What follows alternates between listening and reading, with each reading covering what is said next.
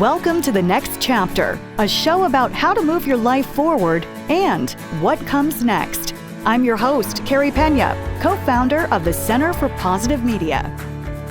Hi, everyone. I'm Carrie Pena, and this is The Next Chapter. Joining us in studio today, Allison, a successful chef, entrepreneur, and a gentleman who is walking through a journey with grief and overcoming day by day. Thank you so much for being here. Thank you for having me. I want to let the audience know that you're very well known around the Phoenix area.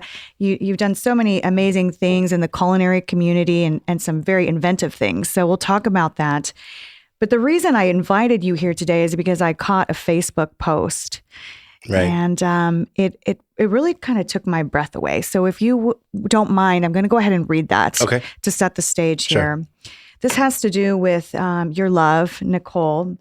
And why don't you just first let me have you introduce your relationship with Nicole. You guys were together 11 years. Sure. Yeah, me and Nicole together 11 years. And we shared a business together, the restaurant, Handlebar Diner that we opened. And for the last 2 years, she battled stage 4 lung cancer and then passed away a little over a year ago today. And you were her caretaker. Correct. So you went through a really, really hard time. And this post that you put up was just so stunning. You said, "I can't believe it's been a whole year since you left us. I've learned a lot this past year. I've learned that grief is just love you can't give. I've learned that life and time isn't about how long it is, but what you do in that time. You taught me to laugh loud and smile hard, be true to who you are. It's been a wild and crazy year for me. Therapy is a blessing, and everyone should have a therapist. I will always stand behind that. But we make it, we do. I've had opportunities to meet and sit down with men who've lost their wives to cancer. If any positive thing can come out of this, Nicole, you made me want to be an ear and shoulder for others. Grief never leaves us. You just have to find the joy and appreciation that we had that time together. You are deeply missed and loved by many, many people." Just reading that, that brings tears to my eyes. Yeah. It's so powerful. Thank you. Yeah, it's been a hard year. Obviously, it gets a little easier each day, but it's never easy. And like I talked about therapy, I think, I've been a big advocate for it. I think a lot of people are afraid to admit that they need a therapist. And, I could be one to tell you that a lot of people do need it. In fact, I think everyone probably needs at least somebody to talk to on a regular basis. But Nicole's the one who actually told me. I started therapy before she passed because we knew that there would be a day that she would. And just to have that transition, I think, would be beneficial for me. So I started the therapy probably about a year into her diagnosis. I believe we moved houses to be closer to the hospital because this just going back and forth was a lot for her because she was doing chemotherapy and radiation. And so she could see me start to kind of go downhill because I was trying to fix myself. And that's something you can't really do when you're dealing with, someone that you love, watching them die in front of your eyes. And so I started the therapy and, it didn't cure everything, but it definitely took kind of like that edge off of, me wanting to like break things, like stuff like that. Like you were angry. Yeah. There's a lot of anger and I didn't understand my feelings. And then kind of understanding what grief is, it definitely kind of helped me change my way of my direction and how I handled the situation. But it definitely probably saved my life. When you say that you were trying to fix yourself all the while trying to care for your love, what does that mean? You were trying to fix yourself? Well, it's hard when someone that has a terminal disease that you're caring for, knowing that they're going to die from it and, a lot of responsibility on you, it just feels like the weight of the world is just bringing you down and there's nothing you could do to fix it. And that's the hardest part was like, there's nothing I could do. If she was sick with a cold, I could, get her medicine, stuff like that, but there's nothing that I could do. I just sit back and watch and basically just get what she needs. And not being able to fix it or not knowing there's a bad outcome, it it's hard to deal with your own life. You kind of forget about everything in your own life and taking care of yourself. That was one thing I learned is like, you still need to take care of yourself, because in order to take care of her, you have to be your best self. So that's one thing that I focus on, was like taking care of myself. It's going to help me help her, and so that's why I really focused on changing how I thought about things and kind of remaining positive. It's funny, my name on Instagram is Brightside Chef, and I've always kind of kept that because I've always kind of been one to think of the bright side of a situation and go with that. And like, that's what ended up being what kind of helped me with it. Can you talk a little bit more about how you implemented that mental shift? Yeah. So this is why I was taking care of her. This wasn't after because it was kind of shifted after she passed. But while she was there, it was just, it started with just like little things, like making sure that I ate meals, you know what I mean? Making sure I got sleep, making sure that like I gave myself some time, like I wanted to be there all the time, like with her everywhere, like making sure it's okay. I needed to go see a movie, or I needed to go, get just a break, because your body and your brain needs a break. And if you don't, like I said, you just get stressed, and then you see the stress start going up. And so you need those breaks and your personal time. And I thought it was selfish, but as my therapist said, it's not selfish, because what you're doing is you're making yourself better to be better for her. So that's kind of how I looked at it, was because I'm making myself better, I'm better for her. And if I'm in a bad mental state, then that's not good for her. So I have to take care of myself first, which helps me take care of her. When you are in a position of being a caretaker and you want to be there all the time. Right. Yeah. And like I said, like I met a lot of, this kind of opened up a new world for me. I've met a lot of other men and women that have lost their spouse to cancer, and they've kind of reached out and like, hey, can we have a coffee or, go to lunch? And like, I just kind of tell them everything I know, especially like right after they pass. I think the first month after someone passes like that, it's you don't want to even get out of bed, and so, but that's okay. You know what I mean? That's another thing that I learned in therapy is like, it's okay to be sad. It's okay not to want to get out of bed. Like, let yourself heal. Like, don't feel bad about it, and so when I talk to these people, and they're really sad and they're like, I don't know what to do. I'm like, that's okay. It's always going to be okay to be not okay. And once you understand that, then everything else kind of falls into place after that. So how did you get past the anger part of it? Because even the posts I see from you and even being in the room, your energy is really very beautiful energy. How did you stop yourself from going down the road of being angry at life? Just learning from mistakes. Like, I ended up in rehab. Like, I was in rehab for 3 days when she was sick. Do you mind my asking, was it alcohol? It was alcohol and drugs. I just went on basically a bender, and I was like, this is not okay. I need to get in, I talked to her about it, and I was upset. I'm like, that's 3 days. I can't be with her. 3 days I'm going to miss, and I'm like, and that's when I learned, I'm like, you can't do that, and talk with a therapist, like going back to just making sure that it's okay to not be okay. I think that was the first step that I realized that's how I need to be. But the anger, like, you go through different steps, I think, with grieving. And even when someone has terminal illness, from what I learned is that you start your grieving process even before they pass, because you know that they're going to pass. Yeah. And anger is one of them. There's denial, there's anger. It's kind of like the same steps you go through personally when you're dying. But anger is one of them, and you just go through it. You know what I mean? You have those thoughts, and like I said, it's okay to have those kind of wave anger thoughts, and you just find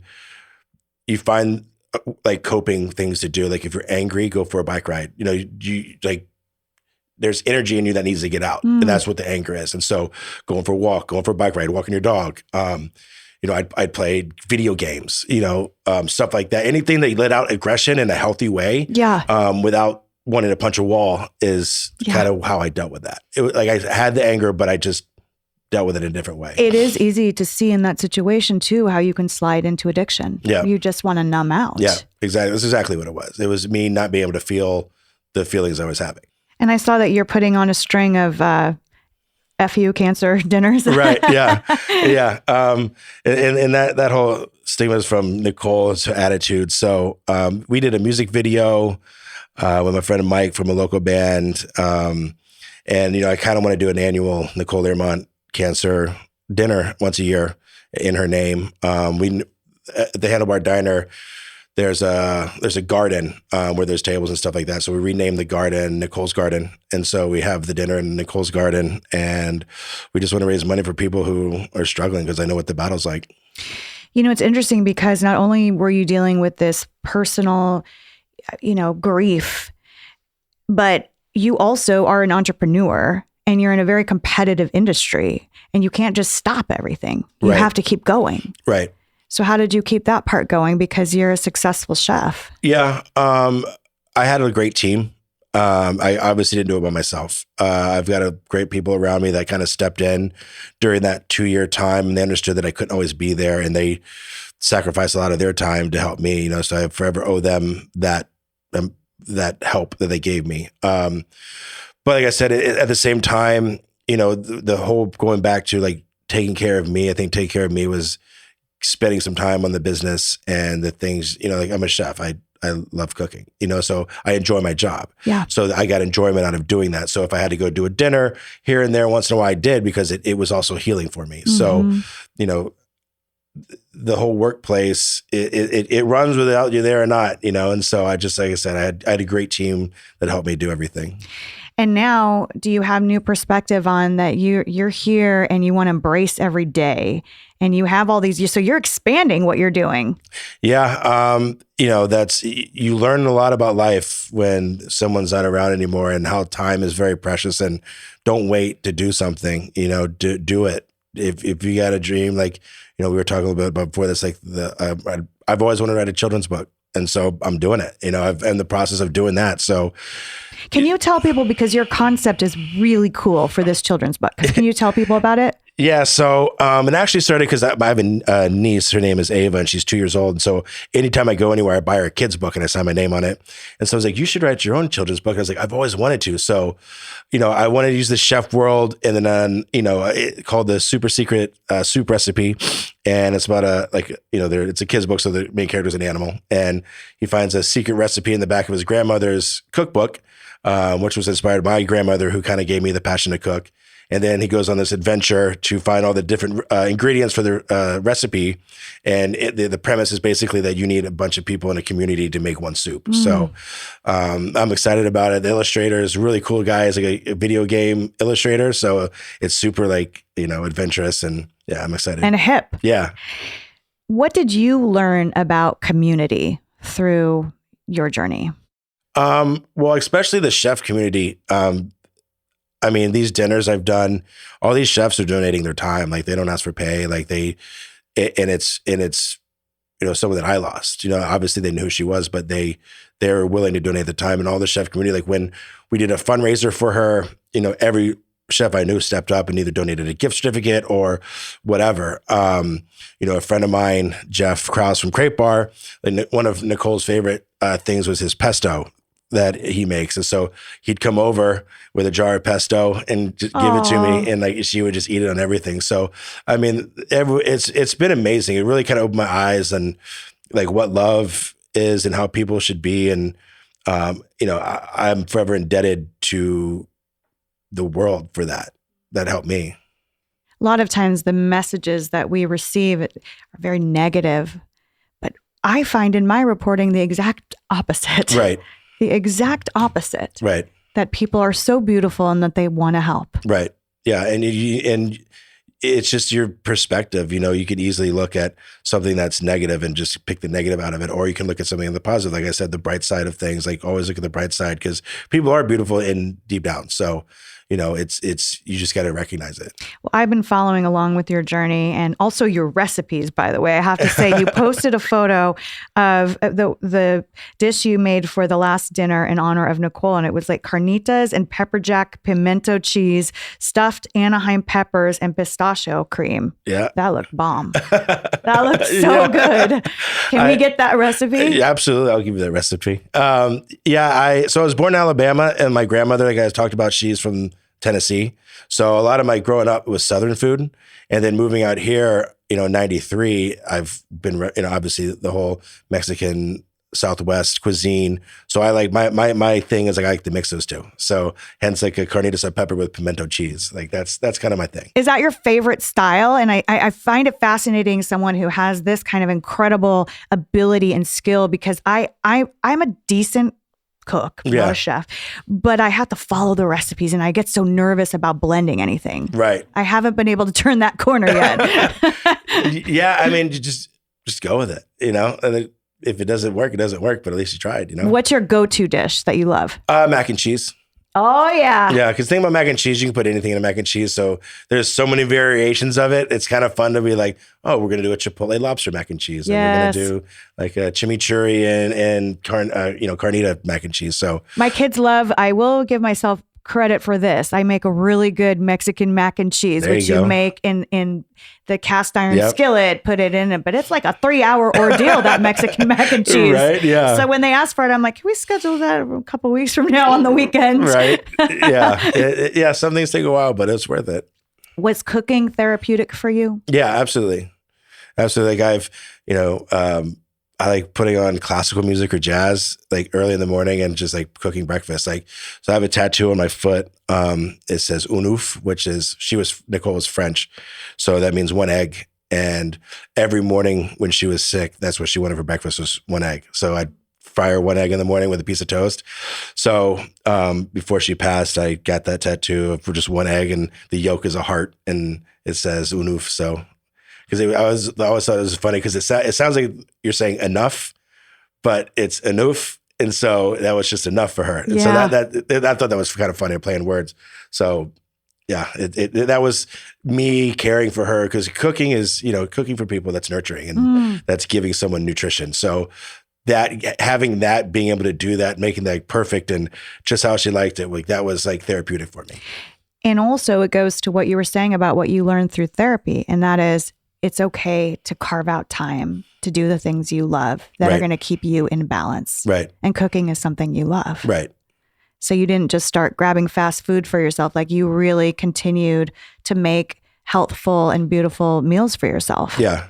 Yeah. Like I would go to the farmer's market on the weekend, because obviously I wanted to feed her good, nutritious food. Yeah. Because I mean, just the chemotherapy alone and what it does to your body, it's you need all the nutrition you get and you don't eat. So the very little that she ate, I wanted to make sure that, she loved eating spaghetti. So I would take the spaghetti sauce and put as much vegetables into the marinara as possible, just blend it, and so she didn't really know that it was there, but it was there. Snuck it in there. Snuck it in there, because like you don't have much of an appetite. If she saw big chunky vegetables, she probably wouldn't. She just wanted the spaghetti marinara, but I would make the marinara sauce. So thank goodness I had the skill of the cooking to be able to do something like that. But, it definitely, it made me feel good.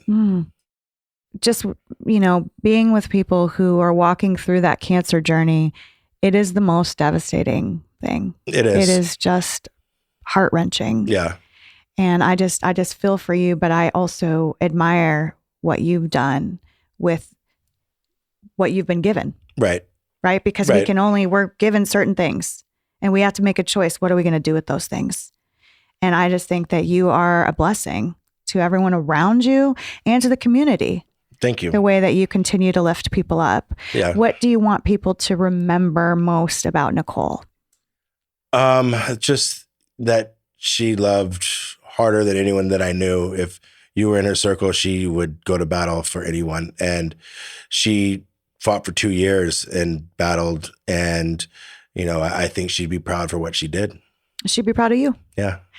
And where can people find out more about all of your incredible entrepreneurial ventures and your restaurant? You have a brick and mortar and you have a food truck too, Correct. right? Yep. So I'm all about the food trucks. Yeah.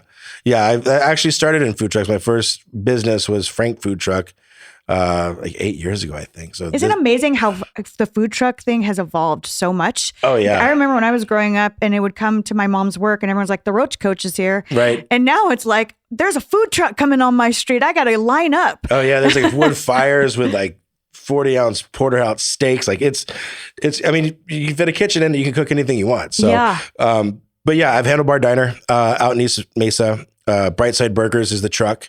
And then we have Tortoise and Hare with me and my friend Jeff Krause from Great Bar in downtown Mesa. Yeah. And yeah, it's exciting. Yeah, you're continuing to expand and doing it in a very intentional way. I'm so glad you're taking care of yourself. Thank you. That you're happy. Yeah, I am happy. You deserve that. Thank you so much for coming in today. You're welcome. Thank and you for again, having me. your handle on Instagram is Brightside Chef. Yeah, you're a good follow. Thank you. That's how this interview came to be. Thank you. Adam, thank you so much. And thanks to all of you for watching. I'm Carrie Pena. This is The Next Chapter.